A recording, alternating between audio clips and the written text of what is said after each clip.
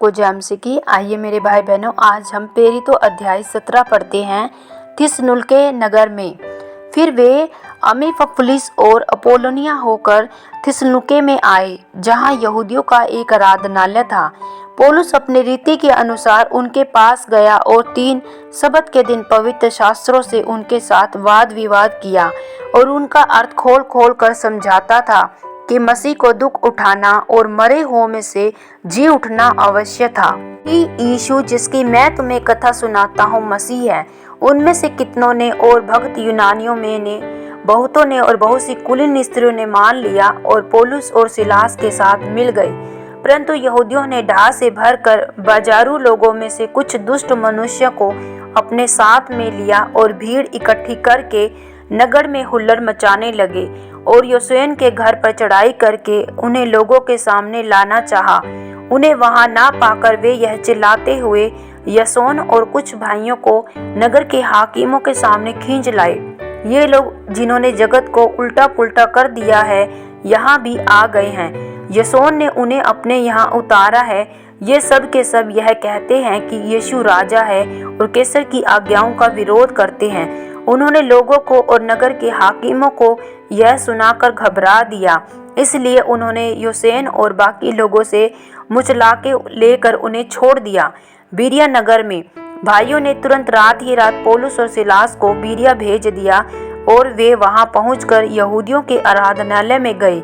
ये लोग जो थिस्सलुनीके के यहूदियों से भले थे, उन्होंने बड़ी लालसा से वचन ग्रहण किया और प्रतिदिन पवित्र शास्त्रों में ढूंढते रहे कि ये बातें यों ही हैं कि नहीं।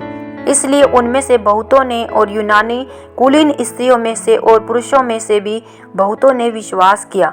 किंतु जब थिस्सलुनीके के यहूदी जान गए कि पौलुस बीरिया में भी परमेश्वर का वचन सुनाता है, तो वहां भी आकर लोगों को उस्काने और हलचल मचाने लगे।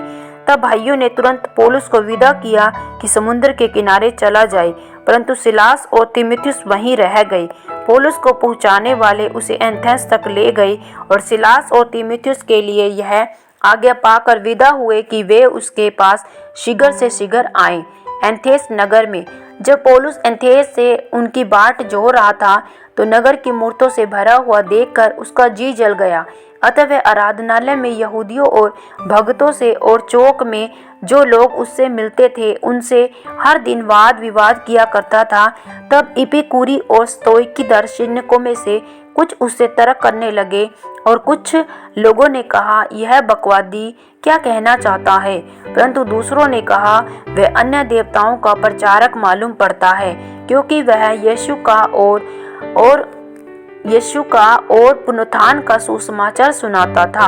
तब वे उसे अपने सब अर्गिप्युस ले गए और पूछा, क्या हम जान सकते हैं कि यह नया मत जो तू सुनाता है क्या है, क्योंकि तू अनोखी बातें हमें सुनाता है, इसलिए हम जानना चाहते हैं कि इनका अर्थ क्या है।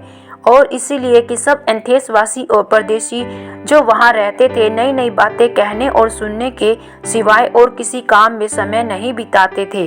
अर्गिप्युस की सभा में पौलुस का भाषण।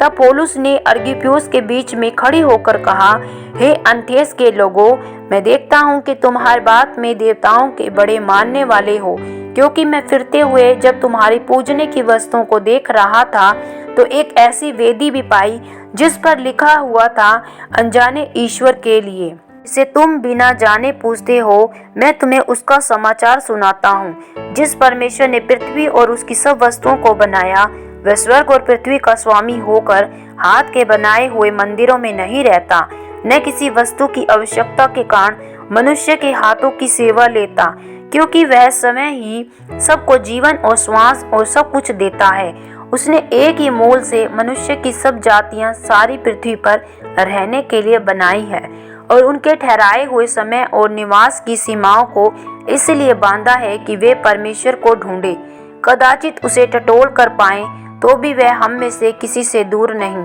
क्योंकि हम उसी में जीवित रहते और चलते फिरते और स्थिर रहते हैं। जैसा तुम्हारे कितने कवियों ने भी कहा है, हम तो उसी के वंशज हैं। अतः परमेश्वर का वंश होकर हमें यह समझना उचित नहीं कि ईश्वर तब सोने या रुपये या पत्थर के समान है, जो मनुष्य की कारीगरी और कल्पना से गढ़े गए हों। इसलिए परमेश्वर ने अज्ञानता के समय पर ध्यान नहीं दिया, पर अब हर जगह सब मनुष्य को मन फिराने की आज्ञा देता है, क्योंकि उसने एक दिन ठहराया है जिसमें वह उस मनुष्य के द्वारा धर्म से जगत का न्याय करेगा, जिसे उसने ठहराया उसे मरे होम से जिलाकर यह बात सब पर प्रमाणित कर दी है। मरे हुओं के पुनरुत्थान की बात सुनकर कुछ तो ठट्ठा करने लगे और कुछ ने कहा, यह बात हम तुझसे फिर कभी सुनेंगे। इस पर पौलुस उनके बीच में से निकल गया, परंतु कुछ मनुष्य उसके साथ मिल गए और विश्वास किया, जिसमें दियनुस और अर्गिप्पुस का सदस्य था और दार्मिस नामक एक स्त्री थी। उनके साथ और भी लोग थे। आमीन। प्रभु आप सबको प्रेरितों अध्याय सुने जाने पढ़े जाने पर बहुतायत से आशीष और बरकत दे। सबको जय मसीह की।